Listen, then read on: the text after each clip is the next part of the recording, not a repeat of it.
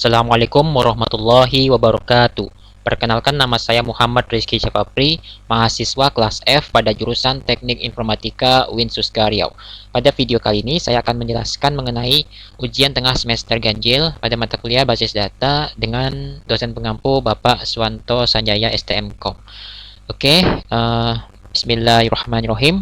Ini soalnya, yaitu toko laris ingin merapikan pendataan laporan penjualan dan pembelian tokonya dengan membuat sistem pendataan sehingga membutuhkan sebuah basis data sebagai tempat penyimpanannya. Sebelumnya, jika ada pelanggan yang membeli barang di toko laris, maka akan mendapatkan faktur penjualan dari toko laris. Seperti pada gambar 1, ketika toko laris membutuhkan barang, maka akan memesan barang yang dibutuhkan ke grosir dan akan mendapatkan faktur pembelian seperti pada gambar 2 ini.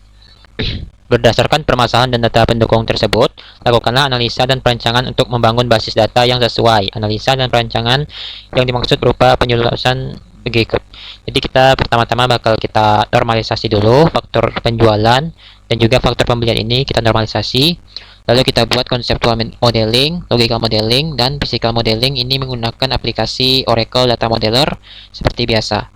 Lalu setelah kita buat physical modelnya, kita implementasikan ke dalam DTL, ke dalam perintah DTL menggunakan aplikasi SQL Plus. Nah, lalu kemudian kita isikan berapa data ke dalam salah satu tabel yang berhasil kita buat tadi. Lalu ya, kita jelaskan. Lalu nanti saya akan jelaskan mengenai perintah seleksi data. Oke, langsung saja kita lakukan proses yang pertama, yaitu kita normalisasi dulu faktor penjualan. Lalu kita normalisasi juga untuk faktor pembelian. Pertama-tama kita normalisasi dulu faktor untuk faktor penjualannya. Jadi di sini faktor penjualan. Jadi kita dari faktor ini kita buat dulu bentuk unnormalized formnya atau bentuk tidak normalnya. Jadi seperti ini untuk faktor penjualannya dari tabel dari faktor seperti ini, kita buat bentuk unnormalized-nya seperti ini. Jadi kita masukkan sini nomor faktur, tadi sini ada nomor faktur, terus kita masukkan juga tanggal, terus customer dan alamat. Jadi kita masukkan sini nomor faktur, tanggal, customer, alamat, lalu kita masukkan tabel yang di bawahnya. Ini kode barang, nama barang, quantity satuan, harga satuan, diskon, dan subtotal. Begitupun total. Kita masukkan ke dalam satu tabel gini. Jadi ini merupakan bentuk tidak normalnya atau unnormalized form. Jadi bentuknya masih belum beraturan gini ya. Tapi kita sudah mengimplementasikannya ke dalam tabel. Ini namanya unnormalized form. Lalu kita masuk langkah yang pertama untuk normalisasi ini, yaitu bentuk 1NF atau first normal form, yaitu bentuk normal pertama ini mengharuskan tidak ada atribut yang multinilai. Jadi satu atribut atau satu baris ini harus punya satu nilai. Jadi satu baris harus punya satu nilai. Jadi kita sini kita copy aja di sini ya, kita copy. Terus ini juga kita buat supaya tidak ada yang kosong gitu ya, baris yang kosong. Jadi Ahmad, jadi yang ini dia langsung ada satu orang gitu, tidak ada yang kosong seperti ini. Jadi beginilah, jadi tidak ada atribut yang multinilai. Kalau ini kan tadi Ahmad ini dia punya banyak nih kan multinilainya, jadi kita buat supaya seperti ini. Jadi Ahmad ini satu nilai, ini satu nilai, jadi tidak ada atribut yang multinilai. Begitupun dengan yang ini total. Kita fullkan saja semua baris di sini, kolomnya. Kita lanjut ke proses normalisasi yang kedua, yaitu bentuk 2NF atau second normal form, yaitu semua kolom yang bukan merupakan key atau non atribut key harus bergantung secara penuh dengan satu primary key. Jadi di sini ada beberapa atribut atau kolom yang bisa kita pisah menjadi tabel tersendiri dan memiliki primary key-nya tersendiri. Jadi di sini misalnya nama customer dan alamat ini kita bisa pisahkan jadi satu tabel tersendiri, yaitu tabel customer. Lalu ada juga dari kode barang, nama barang sampai diskon menjadi sebuah tabel baru, yaitu tabel barang. Begitupun untuk tabel faktor penjualan. Jadi nomor faktur, tanggal ini kita kasih tabel faktor penjualan.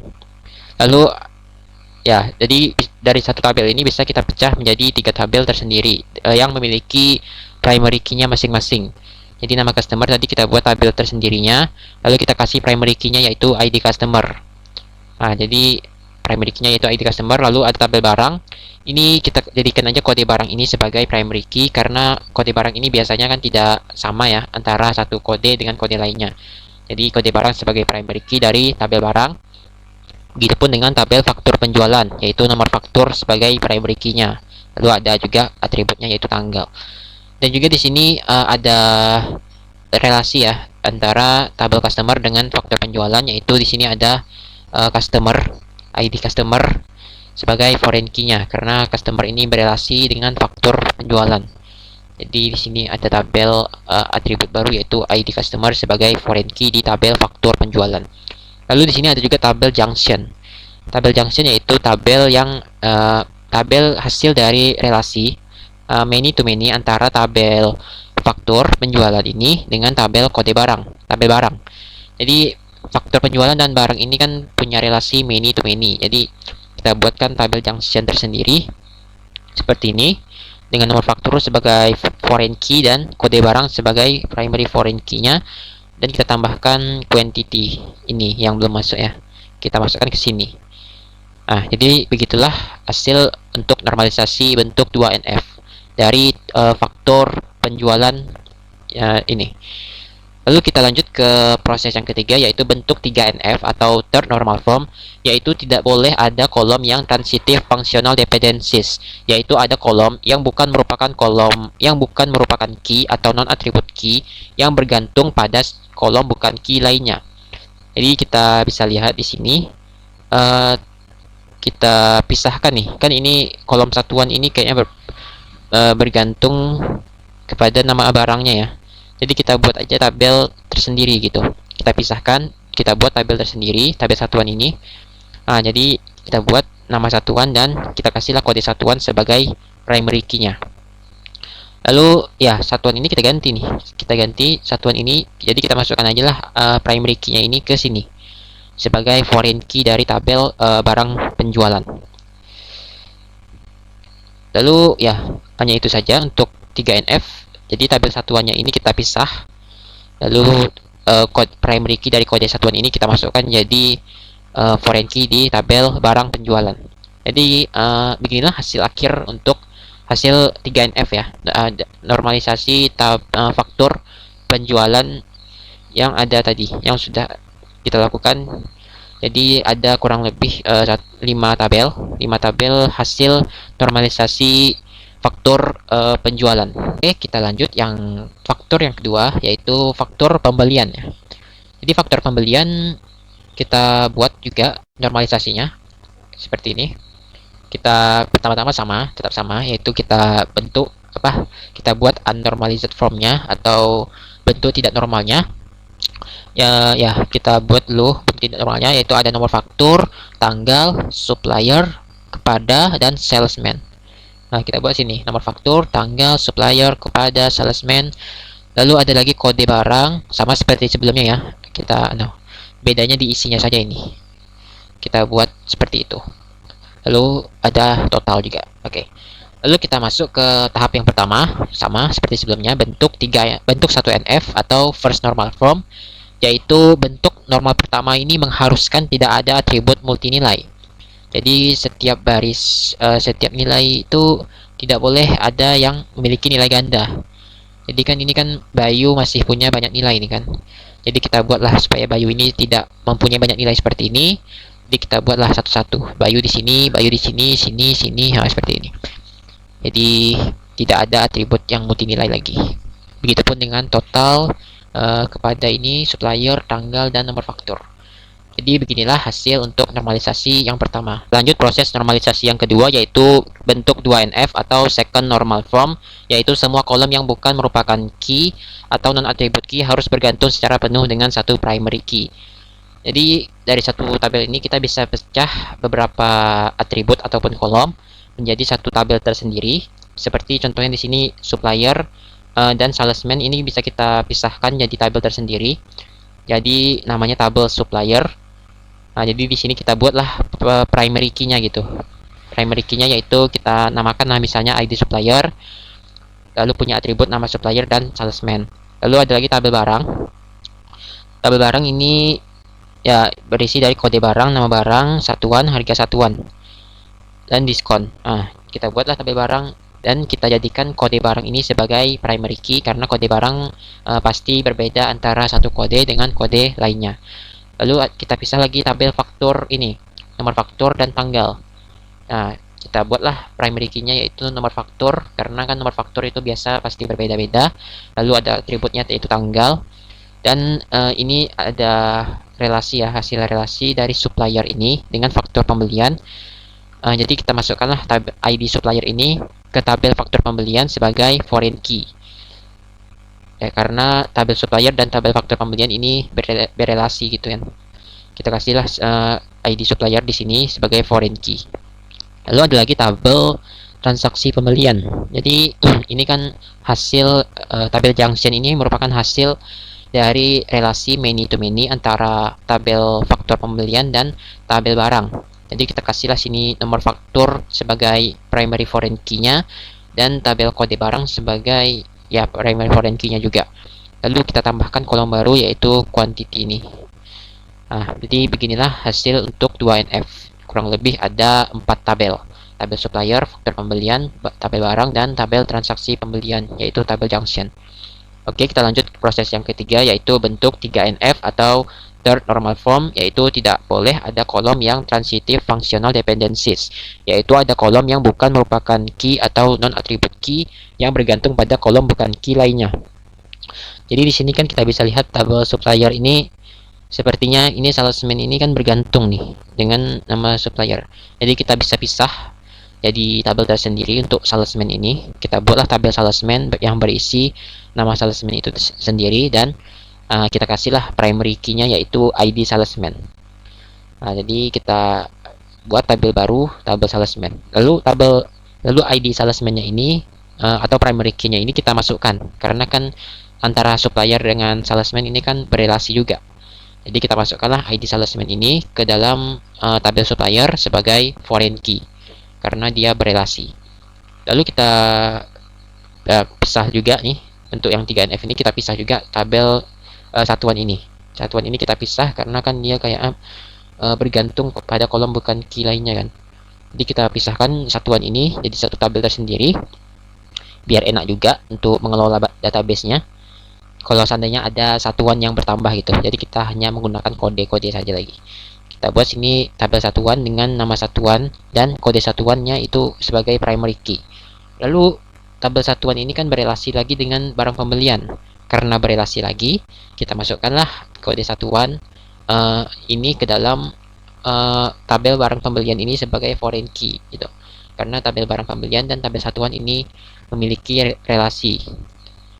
Jadi kita relasinya yaitu one to many. Jadi kita masukkan kode satuan ini ke tabel barang pembelian sebagai foreign key. Jadi ya beginilah hasil untuk bentuk hasil normalisasi dari faktur pembelian. Inilah bentuk 3NF-nya, hasil akhirnya. Kurang lebih ada 6 tabel. Sudah selesai untuk normalisasi faktur penjualan. Ini tadi, faktur penjualan tadi ada 5 tabel normalisasinya, hasil akhirnya. Dan untuk faktur pembelian juga ada 6 tabel untuk hasil akhir normalisasinya di 3NF. Jadi selanjutnya kita bakal membuat conceptual modeling, logical modeling, dan physical modeling menggunakan aplikasi Oracle Data Modeler seperti biasa. Kita buka dulu aplikasinya di sini. Nah, sudah terbuka. Jadi di sini saya sudah membuatkan untuk conceptual modeling dan logical modelingnya. Di sini saya akan memperbesar sedikit. Di sini saya akan menjelaskan saja ya, tinggal menjelaskan saja mengenai relasi dan entitas yang sudah saya buat sebelumnya. Jadi yang pertama saya akan jelaskan dulu relasi entitas customer ini. Entitas customer ini berasal dari tabel customer ini, dari faktur penjualan. Jadi kita buat entitasnya itu ada ID customer, nama customer, dan alamat. Kita aja. Di sini generalnya namanya customer, yaitu entitas customer. Lalu ada atributnya yaitu ID customer, itu var panjangnya 4. Ini kita kasih primary UID karena dia kan merupakan sebuah primary key kan, dari entitas customer. Lalu ada nama customer, ini varchar panjang 100, ini mandatory alias wajib diisi ya. Lalu ada alamat, ini varchar panjangnya 200, ini tidak wajib diisi karena kan alamat bisa saja orang nggak mau ngisi kan. Jadi begitulah untuk entitas yang pertama, yaitu customer. Kita lanjut entitas yang kedua, itu ada satuan ya. Satuan boleh kita jelaskan. Ini satuan, ya ini tabel entitas satuan. Lalu untuk atributnya di sini ada kode satuan dan nama satuan. Untuk primary key-nya yaitu kode satuan. Jadi di sini kode satuan kita kasih primary UID. Ini tipenya varchar, size-nya 4 dan nama satuan. Nama satuannya kita kasih varchar juga 30 panjangnya dan mandatory ya karena wajib diisi. Jadi begitulah untuk entitas satuan. Lalu selanjutnya ada tabel barang penjualan. Kita buat juga entitasnya di sini. Barang penjualan. Ini entitas barang penjualan. Atributnya itu ada kode barang. Ini tadi primary UID, varchar panjangnya 8, nama barang, varchar juga panjangnya 50. Kita kasih mandatory karena kan nama barang ini wajib untuk diisi ya. Karena nggak mungkin nggak ada nama barangnya gitu. Lalu satuan ini kita kasih integer karena harga ini kan biasanya ini pasti digunakan operasi aritmatika gitu ya, kayak menghitung gitu kan. Jadi bagusnya kita kasih tipenya integer. Kita klik mandatory wajib diisi. Lalu diskon ini integer juga sama karena kan diskon ini biasa dilakukan kalkulasi atau operasi aritmatika itu, tapi ini tidak mandatory karena kan bisa aja tidak ada diskon kan satu produk itu. Lalu ini kode satuan, ini dari relasinya. Oke, lanjut. Entitas selanjutnya itu ada faktur penjualan. Faktur penjualan ada atributnya yaitu nomor faktur, tanggal, dan ID customer. Jadi dua ini ya, nomor faktur dan tanggal. Ini faktur penjualan ada nomor faktur dengan varchar 17 kan, ini panjangnya 17. Lalu kita kasih ini primary ID karena ini merupakan nomor faktur ini merupakan primary key-nya gitu. Primary key dari entitas faktur penjualan. Lalu ada tanggal, kita kasih tipenya date ya, tipe data tanggal. Kita kasih checklist mandatory karena ini wajib diisi untuk tanggalnya. Oke, lanjut. Selanjutnya entitas atau tabel transaksi ini nggak perlu ya karena ini nampaknya ketika kita sudah membuat physical modeling. Jadi setelah kita buat physical modeling baru nampak tabel transaksi penjualan ini. Jadi di sini belum nampak. Ini sebenarnya tabel transaksi modeling ini merupakan hasil dari relasi antara nomor faktur dan kode barang karena nomor faktur dan kode barang ini berelasi many to many. Lalu udah selesai untuk entitas yang faktur penjualan. Kita lanjut ke faktur pembelian. Di faktur pembelian ini ada tabel supplier, kita masukkan juga entitasnya di sini supplier. Jadi untuk supplier ini tadi ada ID supplier, nama supplier kita masukkan ke sini, ID supplier sebagai primary key-nya, varchar panjangnya 4 dan nama supplier dengan panjang 100. Kita kasih mandatory. Lalu selanjutnya ada tabel salesman. Sama ada ID salesman sebagai primary ID-nya, kita kasih varchar size-nya 4 dan nama salesman kita kasih varchar 100 mandatory wajib diisi. Lalu selanjutnya ada entitas barang pembelian. Barang pembelian ini sama, ada kode barang varchar panjangnya 8, ini merupakan primary ID. Jadi ini kode barang merupakan primary key dari entitas barang pembelian ini. Lalu ada nama barang varchar 50 panjangnya mandatory. Lalu harga satuan integer tipenya dan mandatory juga. Lalu diskon integer juga karena dia bakal dihitung ya, bakal dikalkulasi gitu. Kita kasih ini tidak mandatory ya karena bisa aja produk itu tidak ada diskonnya itu. Oke, lanjut ke entitas yang terakhir, faktur pembelian. Faktur pembelian ada nomor faktur tadi di sini, nomor faktur, tanggal, dan ID supplier. Nomor faktur varchar 17, tanggal ini tipenya date, ini mandatory wajib diisi. Lalu sama seperti sebelumnya, yang ini tabel junction ini merupakan tabel relasi ya, relasi. Jadi ini bakal nampak itu ketika kita main engineer-nya atau membuat physical modelingnya, baru penampakan tabelnya ini, entitasnya. Jadi di sini kita belum nampak. Sebenarnya ini nampaknya dari sini, dari relasi many to many ini.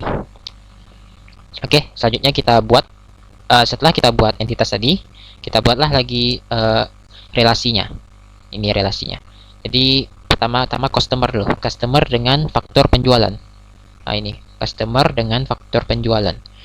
Ini berelasi one to many. Jadi satu customer bisa memiliki banyak faktor penjualan.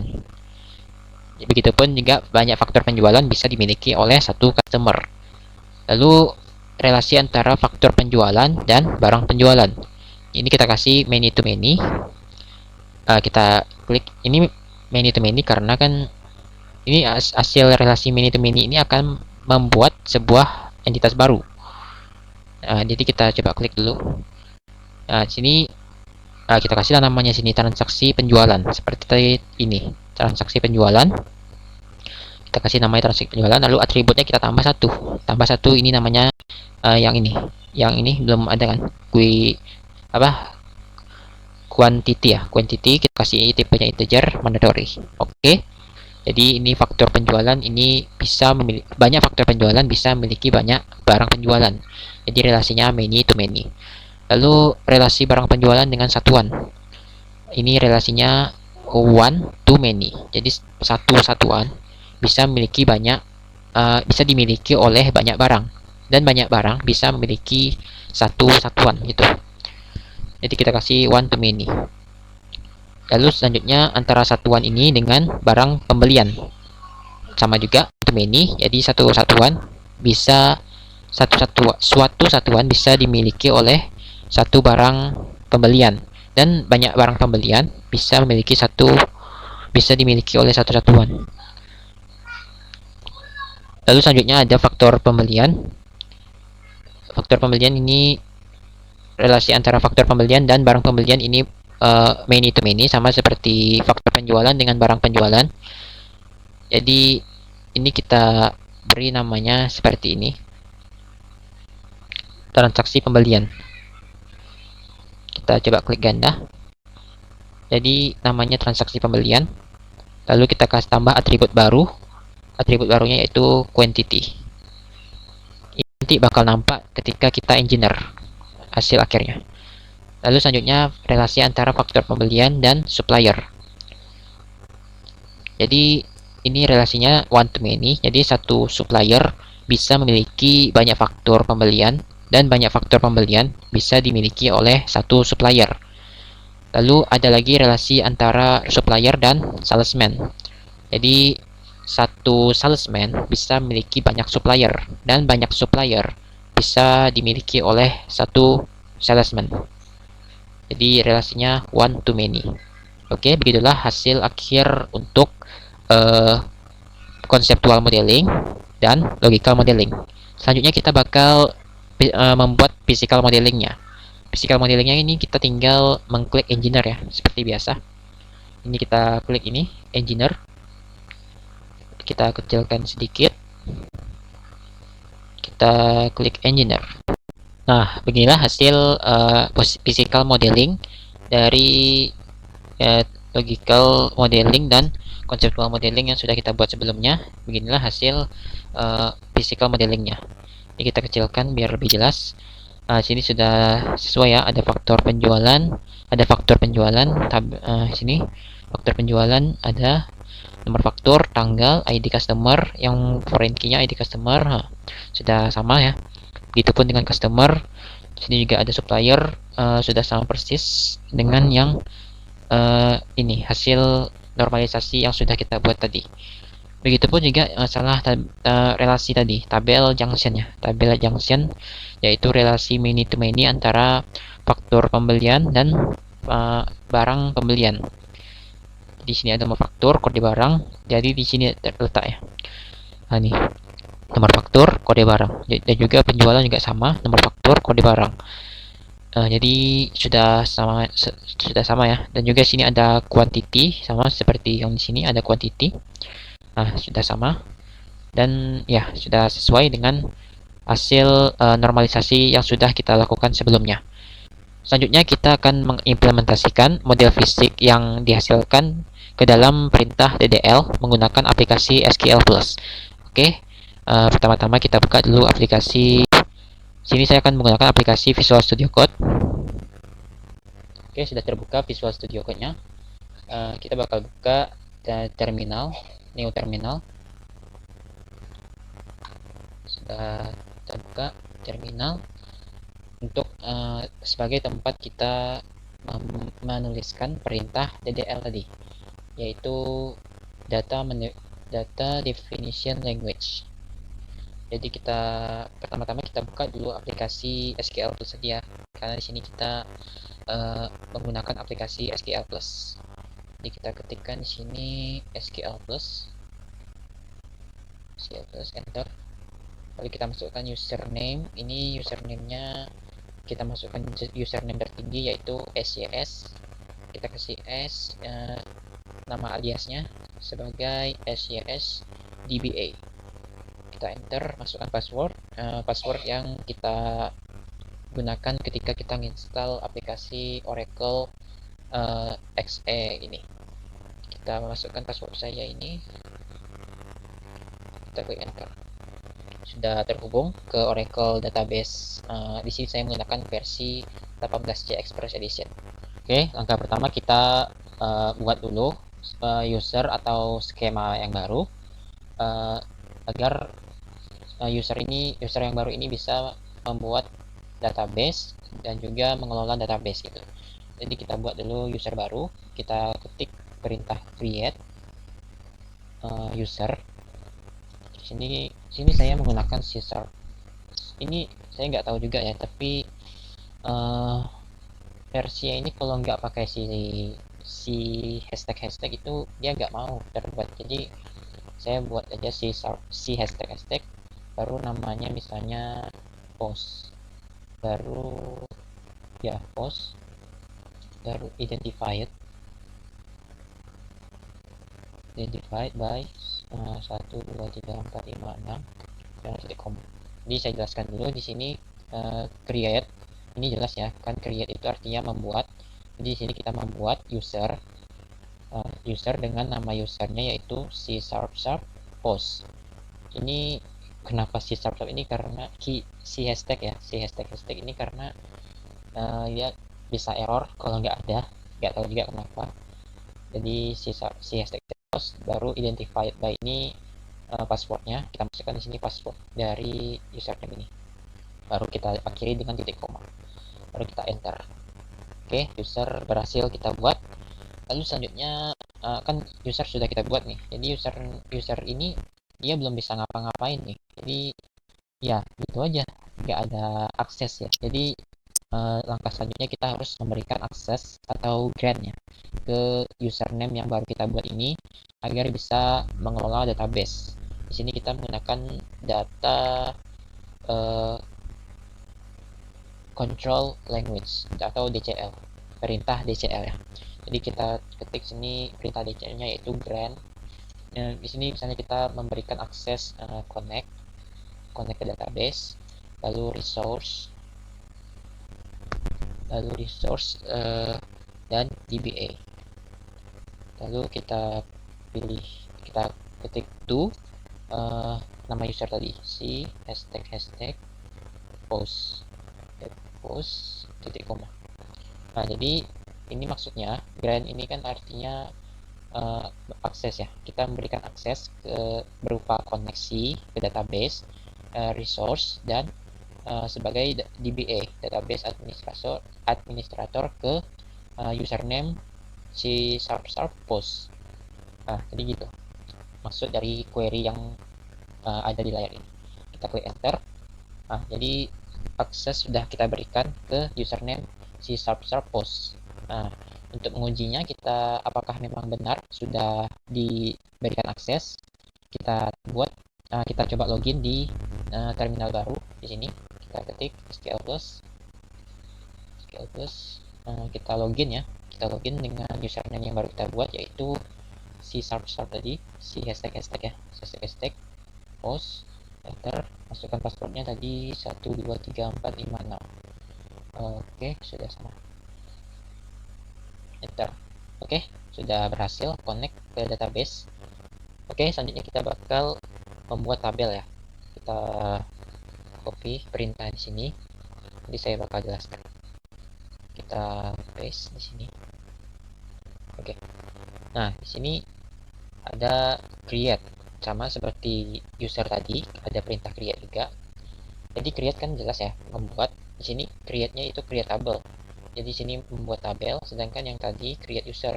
Jadi dia membuat user. Di sini kita bakal membuat tabel. Jadi kita ketik create tabel, terus nama tabelnya yaitu customer. Baru kita kasih tanda kurung, buka kurung ya.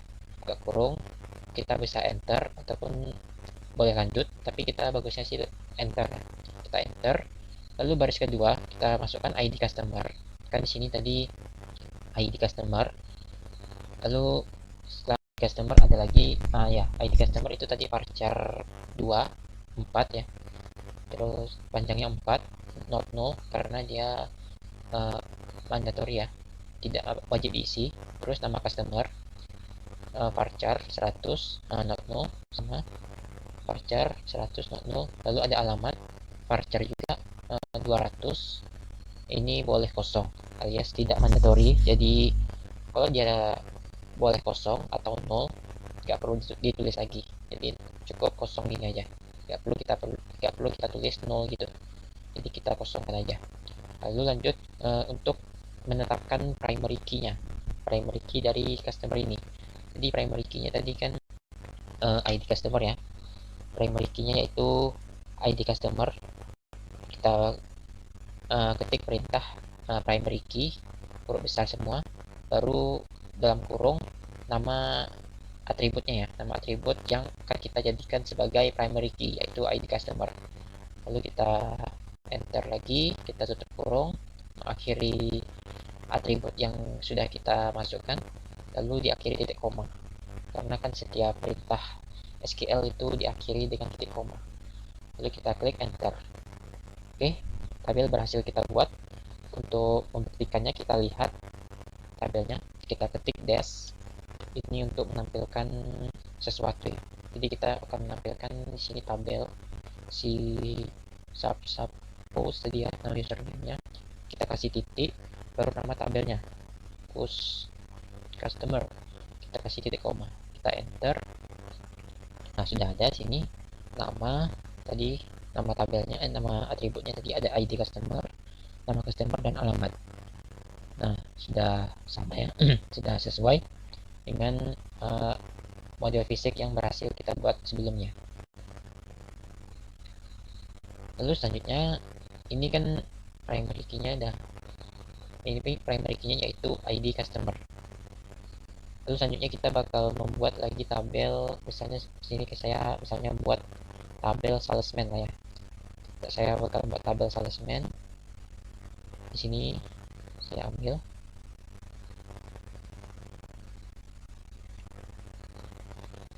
membuat tabel salesman.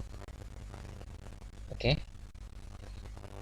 Lalu tabel salesman tadi ya sama seperti sebelumnya, create yaitu membuat tabel, terus nama tabelnya salesman, terus kasih tanda kurung, tanda buka kurung, lalu kita enter. Lalu kita kasih atributnya apa aja, yaitu ID salesman, terus varchar panjangnya 4, not null, lalu ada lagi nama salesman, varchar panjangnya 100, itu not null. Nah, lalu selanjutnya kita tetapkan primary key-nya lagi. Primary key-nya kita sama kayak semua sebelumnya, primary key kita kasih ini tadi ID salesman ya, salesman sebagai primary key-nya. Kita enter aja, kita tutup kurung, kita kasih titik koma, kita enter. Nah, sudah berhasil. Kita coba cek lagi, dash, perintah dash si hashtag post dot salesman titik koma. Nah, sudah ada ID salesman varchar 2. Nah, Sudah sama ya. Ini untuk selanjutnya kita buat tabel supplier. Kita ketikkan perintahnya di sini, create tabel, terus nama tabelnya yaitu tabel supplier. Kita buat tabel supplier, ada ID supplier, nama supplier, dan ID salesman. Ini nanti bakal jadi foreign key karena ini kan salesman berelasi dengan supplier. Lalu ada lagi, kita tetapkan lagi primary key-nya yaitu ID supplier. Untuk tipe data ini sudah paham ya. Ini tadi varchar sama varchar 4, panjangnya ini varchar 100, varchar panjangnya, dan juga ini not null semua ya. ID supplier not null, mandatory, nama not null, salesman juga not null.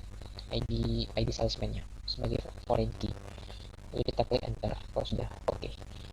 Lalu selanjutnya kita alter ya, kita alter atau kita ubah ya. Selanjutnya kita bakal ubah tabel yang ada ini, kan tadi kita mau menjadikan salesman ini sebagai foreign key ya. Jadi kita ketik pada query ya, query alter. Alter ini artinya mengubah tabel. Jadi apa yang mau kita ubah? Jadi alter, ubah tabel. Berarti yang diubah itu tabel, alter tabel, terus nama tabelnya.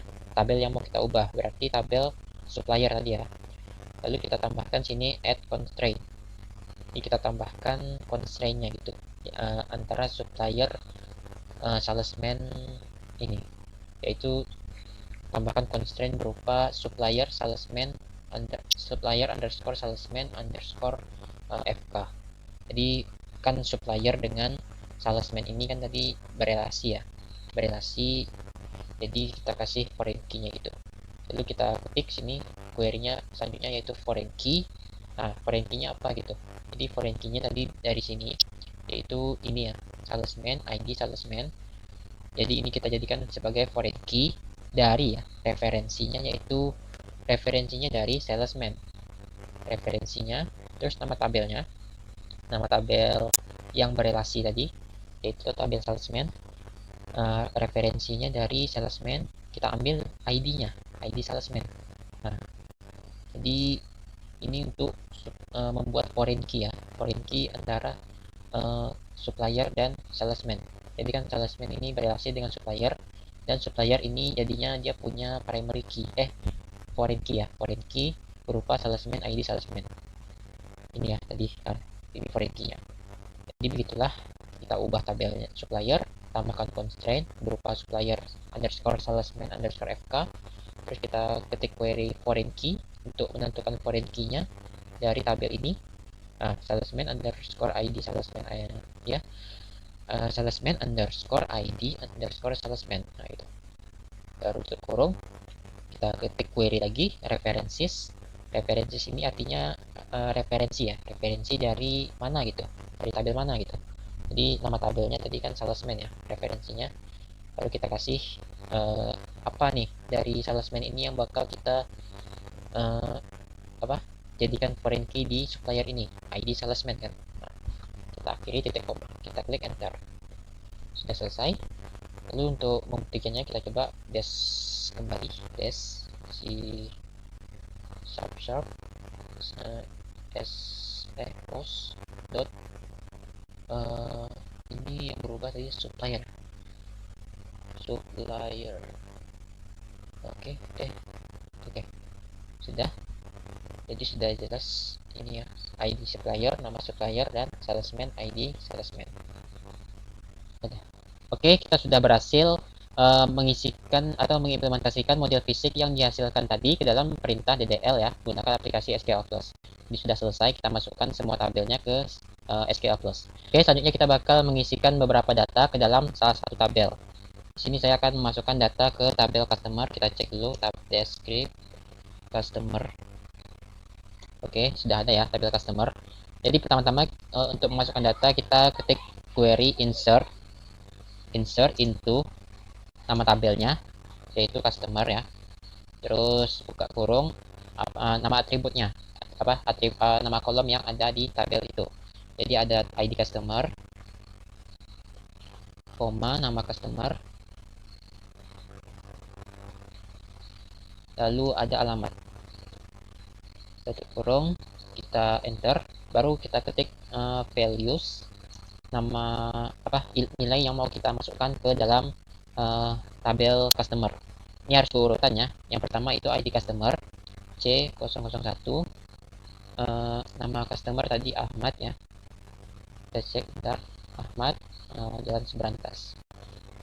Nama customer Ahmad. Ini harus pakai kutip ya, karena tipe datanya kan varchar. Kalau tipe datanya integer, baru boleh tidak pakai kutip. Ini tergantung tipe data juga. Tapi di sini karena tipe datanya varchar, kita harus pakai kutip. Lalu alamat misalnya Pekanbaru ya. Pekanbaru. Baru kita tutup. Oke, sudah berhasil. Untuk melihat hasilnya kita ketik perintah select, query select, bintang. Artinya kita memilih semua kolom ya.